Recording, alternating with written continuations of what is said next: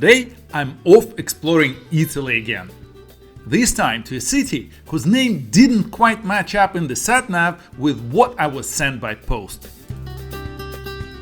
It turns out that's not surprising. This city wears many hats. Officially it's known as Reggio nell'Emilia, but it's often shortened to Reggio Emilia, and before 1861 it was called Reggio di Lombardia. These days most people simply call it Reggio. To complicate matters, there's another Reggio in Italy, Reggio Calabria, perched on the very tip of Italy's boot. To keep things tidy, however, residents of Reggio Emilia are called Reggiani, while those from Reggio Calabria are Reggini. Subtle difference, big geographical gap. But don't let all this naming business confuse you. As always, you'll find a link to a map in the video description. So when you're planning a visit to the city that gave us both Lambrusco wine and the cheese, often mistakenly dubbed Parmesan, you'll know exactly where you're going. Let's go!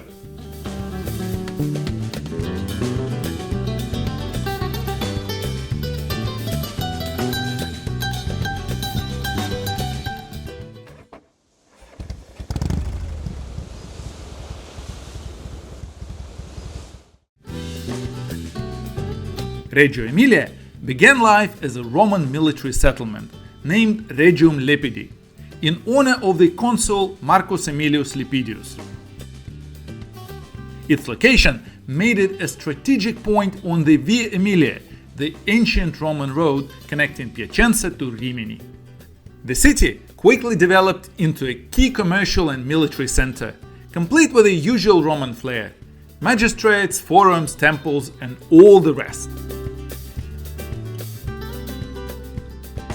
Christianity reached Reggio in 1st century AD, about 3 centuries before the Edict of Milan. The local church, however, was under the jurisdiction of Ravenna. Yet, according to Saint Ambrose of Milan, by the end of the 4th century, the city was almost deserted. After the fall of the Roman Empire, the city found itself under the rule of various barbarian tribes, from the Ostrogoths of Odoacer to the Lombards under Alboin and later the Franks of Charlemagne. In 899, Reggio suffered a raid by the Magyars, who killed the local bishop and severely damaged the town. In response, the city rebuilt its defensive walls, the outline of which can still be traced in the present-day hexagonal layout of the city center. By the 11th century, Reggio has become a self-governing commune. This meant the townspeople elected their own leaders, created local laws, and inevitably picked up fights with neighboring cities. Think of it as a medieval fantasy epic, just with fewer dragons and more taxes.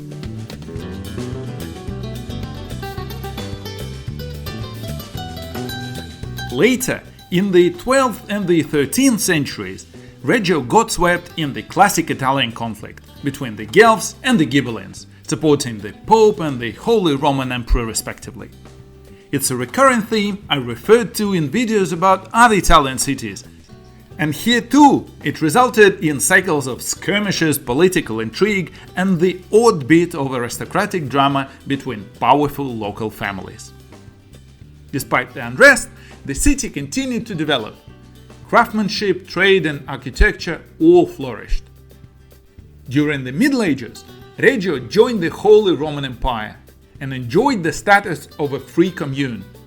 Although this did not spare it from frequent squabbles with Parma, the Papal States, which in those days extended well beyond Vatican City, and various local lords. In the Renaissance, the city came under the rule of the Este family, who added a touch of grandeur and cultural sparkle to Reggio's streets. Later, when Napoleon swept through the region, Reggio greeted him with enthusiasm. He established the Cispadan Republic here, and its green-white-red tricolor, first seen in Reggio, would go on to become the national flag of Italy. Speaking of national symbols, here's a musical one. You might have heard it elsewhere.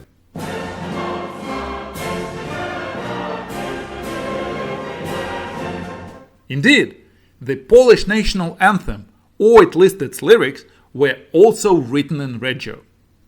Józef Wybicki, a lieutenant serving in the Napoleonic Polish legions under General Dąbrowski, penned what became known as the Song of the Polish Legions in Italy, later famous as Dąbrowski Mazurka.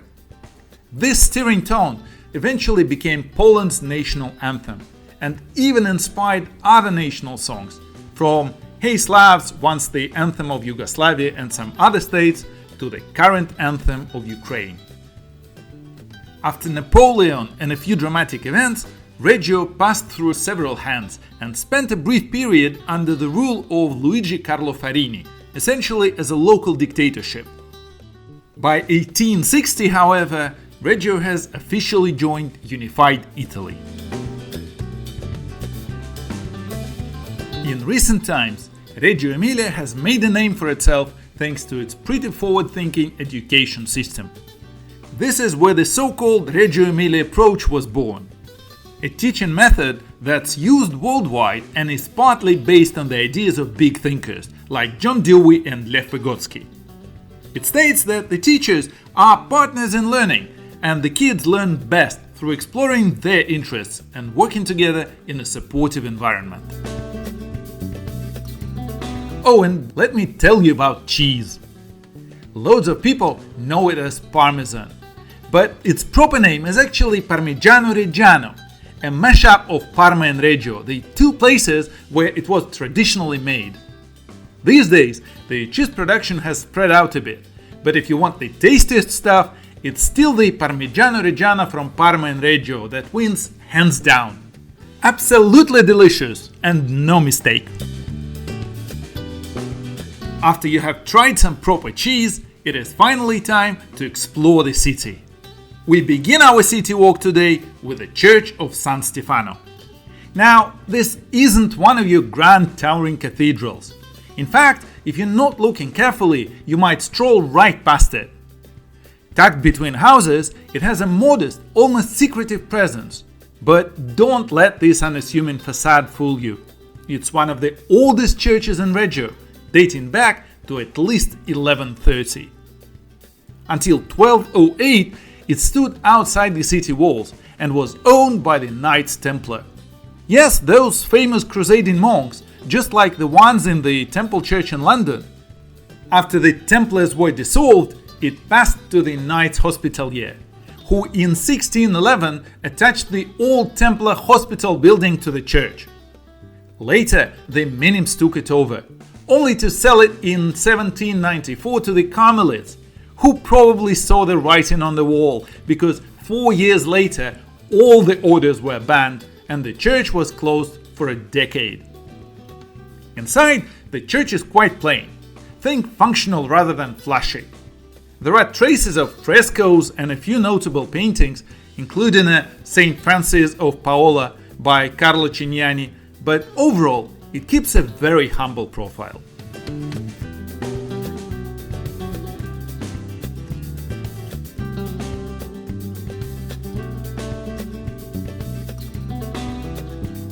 Not far from San Stefano stands a rather peculiar monument.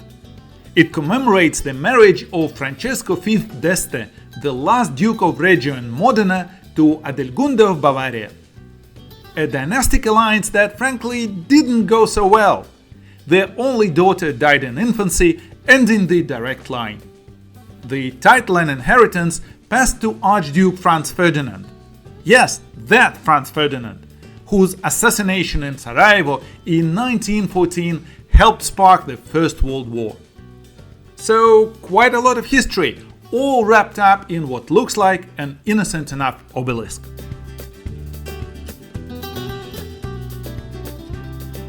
Behind the monument stands the breathtaking Basilica della Ghiara, a late Renaissance masterpiece.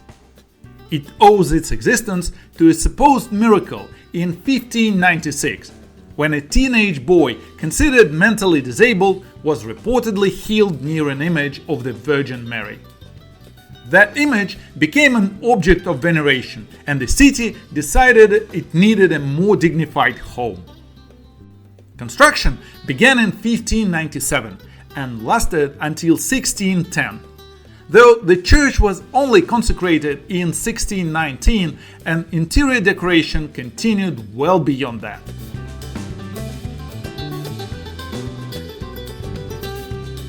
Curiously, the frescoes do not depict the usual scenes from Virgin Mary's life as you might expect here. Instead, they feature stories of courageous women from the Old Testament. Judith, Esther, Catherine of Alexandria, an unusual but compelling narrative choice for the time.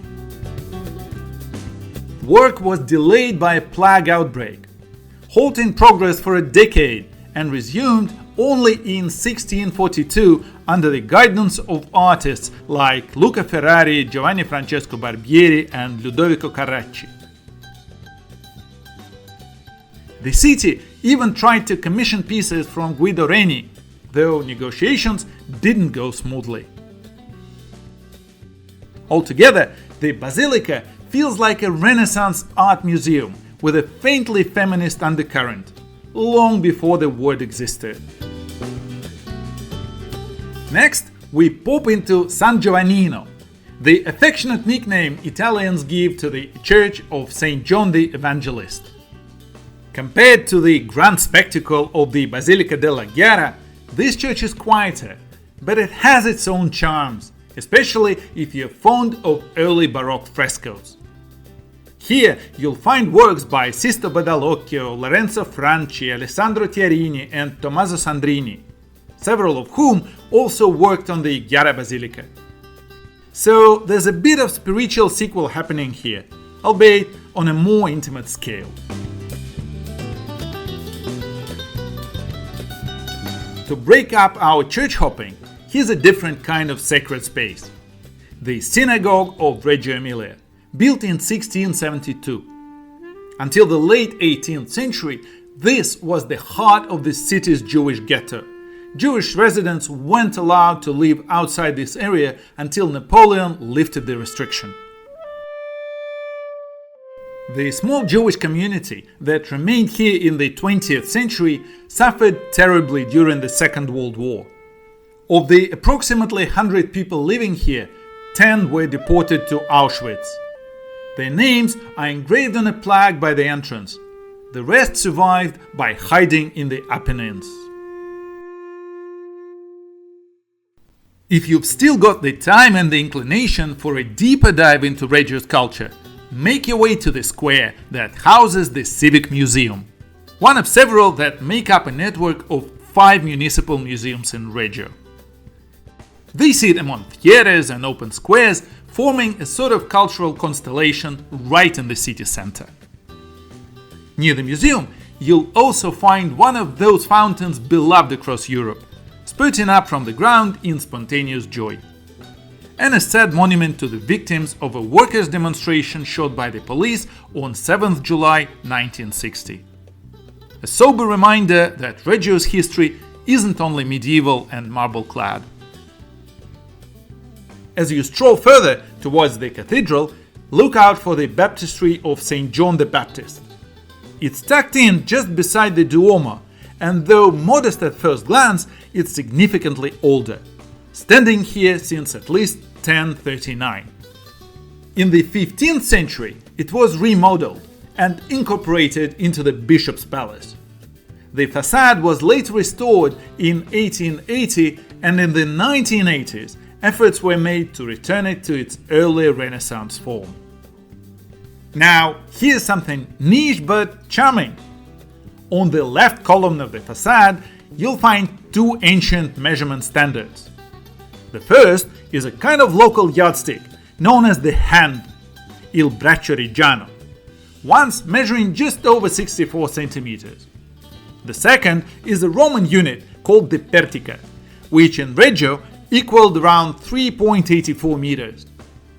These quaint relics of medieval commerce were still in use until 1803, when the city adopted the metric system. So if you'd been shortchanged on, say, fabric at the market, this is where you drag the seller for a spot of public justice. Speaking of markets, the main square of Reggio can still host lively trade. On my first evening, I found it eerily quiet, but the next morning it was bursting with stalls, chatter, and a flurry of market goers. It's one of those magical overnight transformations Italian cities seem to do so well. But to explore the square, better come at night and admire its flair. And do not forget to check the statue of Crostolo, the river crossing the city and providing place and name for its most beautiful basilica. Also here on the square is the town hall and the museum of the Italian flag, the Tricolor. As I mentioned earlier, it was first made here in Reggio, and now there is a special museum dedicated to it. Feel free to visit it if you want, but I skipped it. Overlooking all this hustle is the Cathedral of the Assumption of the Virgin Mary, the city's main church. The earliest mention of the cathedral here is from the 9th century, though records suggest Reggio already had a bishop in 451, so a church likely stood here even earlier. A bell tower collapsed at the end of 1228, and by the mid-13th century both it and the church were rebuilt. The octagonal bell tower you see today dates from that era. The facade, however, remains, well, let's say, a work in progress. It was partially clad in marble in the 16th century based on designs by Prospero Sogari, but the project ran out of funds and was left unfinished. What's left is a kind of architectural before and after, showing how the building evolved over time. Inside, the cathedral is something of a stylistic blend. It retains a Romanesque structure beneath layers of Baroque updates. In 1623, a dome was added by the local architect Abbot Missori. More unusually, archaeological digs are actively taking place in the crypt, which has revealed a 4th century mosaic with pagan motifs, suggesting a Roman temple may have once stood here. Imagine having ongoing excavations inside your main cathedral. Certainly not something you'd find in many places. The interior is grand, with heavy columns and intricate decorations, but personally I found it rather austere, less moving than the richly painted chapels we've seen elsewhere in Reggio. Still, the cathedral's historical significance makes it well worth a visit, even if it doesn't quite sweep you off your feet.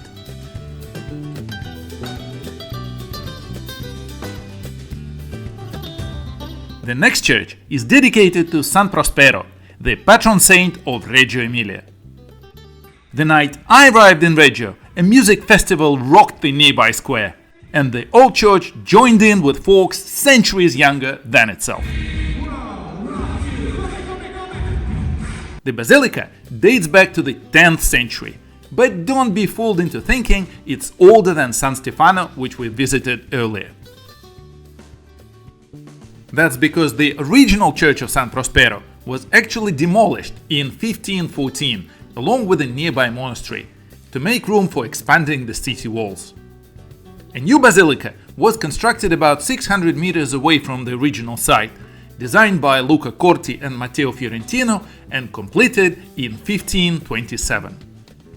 The octagonal bell tower came a bit later, built in the mid-16th century by Cristoforo Ricci and Giulio Romano.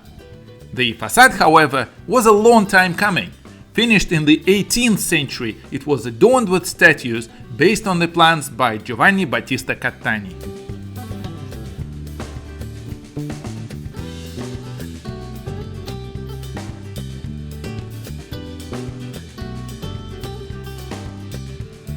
Now, let's talk about these pink lions. They date from 1501 and were originally meant to support columns for a portico. The portico was never built, so the lions now stand on the steps, looking rather awkward with strange saddle-like humps on their backs. Of course, widely used by kids happily riding the beasts. Inside, the basilica is filled with frescoes and paintings. Maybe not quite on the level of Madonna della Ghiara, but still very impressive. The works of Alessandro Chiarini, Niccolò Patarazzi, Michelangelo Anselmi, Prospero Sogari, Lodovico Parisetti and Bernardino Campi, among others, provide a marvelous gallery of Baroque art. Even if you're not here to analyze brushwork or trace painting schools, don't worry.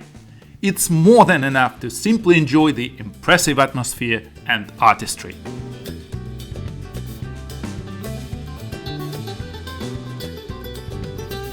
Next, we visit one of the most awkward churches in Reggio to photograph, San Giorgio. It's located on such a narrow street that you can barely get the facade in frame. The original church dates back to 1146, but in 1610 the site was handed over to the Jesuits, who demolished the old structure and built a new church 28 years later. In 1743, a dome was added, designed by the Bolognese architect Alfonso Torreggiani. The exterior offers a charming contrast between the simple architecture and a lavish Baroque portal, featuring yet another depiction of St. George slaying a dragon. These statues always remind me of the rather whimsical version in Timișoara from this video, which feels more like the dragon-themed performance art than a heroic battle.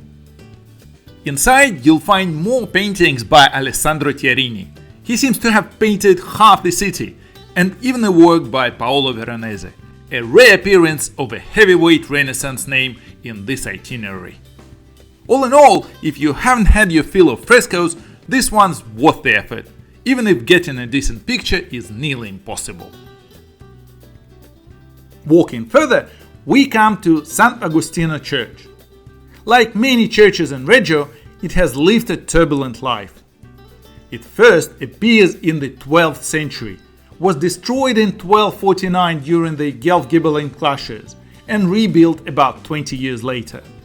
Then it burned down in 1423, only to rise again, and finally underwent a major rebuild in 1746. The Baroque facade is arguably more interesting than the interior, which feels a bit heavy with its many columns. That said, there's a fine portrait inside of Saint Apollinaris by Guercino, Giovanni Francesco Barbieri, one of the leading artists of the 17th century. I guess not everyone will be swept away by this church, but art lovers might find something that catches their eye. Now, here is a church you may almost miss entirely. The church and oratory of San Filippo Neri. It is not the oldest on our way and not the grandest, and it's also practically hidden inside the Palazzo Masdoni, with no facade of its own. Yet it holds its quiet charm. Inside you'll find modest decorations and some gentle frescoes. Personally, it reminds me of the church in Alcalá de Henares, particularly the one linked to the Beguinage movement, which I discussed in that video. It is not a must-see perhaps, but since it's on the way, I think it's worth a quick peek. Our penultimate stop is a bit of curiosity. The Church of San Girolamo and Vitale, which actually houses 3 churches in one. From the outside, it's rather unimpressive. You wouldn't guess the ecclesiastical ensemble it contains. But the first church was built in 857, dedicated solely to St. Vitale. In 1350, after renovations, St. Jerome was added to the dedication. Later still, following a pilgrimage to Jerusalem, a small replica of the Holy Sepulchre was built in a second chapel, and by the mid-17th century, a third space, known as the Rotunda, was added, dedicated to Saint Simon and Jude. It's all cleverly linked inside, but unfortunately I couldn't see it for myself. The church was closed when I visited. Still, the idea of such a compact ecclesiastical cluster is rather charming. And for Saint Jerome, yes, the same one who allegedly gave poor Moses his horns through a translation quirk and made the lion work as a donkey. I have spoken about him when we walked through Rome. You can't pass that up, can you?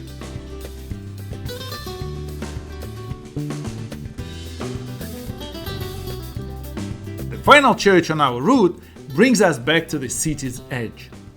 Much like the Temple church we started with, the parish church of St. Peter originally stood outside the city walls. It was first mentioned in documents from 1140, alongside a Benedictine monastery dedicated to Saints Peter and Prospero. After a few local conflicts, the monks were evicted, and in 1513 the city expanded to incorporate the area. A new church was consecrated by the bishop soon after.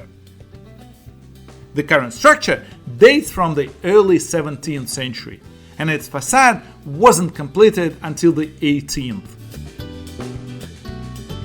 Inside, the decor is undeniably rich. You'll find works by, you guessed it, Alessandro Chiarini, as well as Paolo Benzeni and Pietro De Sani, and yet the place left me cold. There's something chilly and lifeless about the interior. Beautiful, yes, but missing that spark of warmth or wonder what makes a space feel truly sacred. Still, taste is a funny thing. You might find it far more inviting than I did. Before we say goodbye, a quick word about Reggio Emilia's palazzi, the city's historic townhouses. Now, don't go expecting Versailles or Schönbrunn. Italian palazzi aren't usually palatial in the way one might imagine. They're more like elegant urban mansions, often plain on the outside with their true splendor hidden within. Think Palazzo Correggio in Venice rather than Buckingham Palace. One example is Palazzo Trivelli, repurchased in 2020 by a descendant of its original owners, Count Trivelli. It's well kept, and since it now hosts private exhibitions, you might be able to sneak a peek. Then there's Palazzo Masdoni, once the local headquarters of the Italian Communist Party up until 1991. It has since been beautifully restored, minus the Marxist murals, and is now only accessible via private tours. Lastly, Palazzo del Broletto offers a touch more visual flair with its portico, though access is still limited. Anyway, these buildings are lovely to admire, even if you're stuck on the outside looking in. But here is a twist. Sometimes the most picturesque buildings aren't even palazzi at all. Just regular homes in Reggio can be equally stunning and occasionally rentable. Keep an eye out. You might spot one and end up booking a flat with a flair of Renaissance. Finally, on your way in and out of Reggio, you may naturally pass a modern attraction of the city. It's undoubtedly a set of bridges designed by Santiago Calatrava in 2007. They also match a train station and, well, they are impressive indeed. But let us be fair, bridges almost always are. And that's Reggio Emilia. Is it the most dazzling city in Italy? Well, perhaps not. It's not like in insides, but there is a consistency to its charm. Things blur together a bit, with the exception of the Basilica della Ghiara, of course, which really does stand out. Is Reggio worth a visit? If you're passing nearby, absolutely. Stop for a few hours, choose the sites that pique your interest from this video, sip a glass of Lambrusco, nibble on Parmigiano Reggiano, and make your own impression about the city. It might not be your first choice for the second visit, but Reggio certainly offers a gentle kind of beauty. Thanks ever so much for joining me on this stroll today. I'll be off for now, on the hunt for the next place to share. Arrivederci!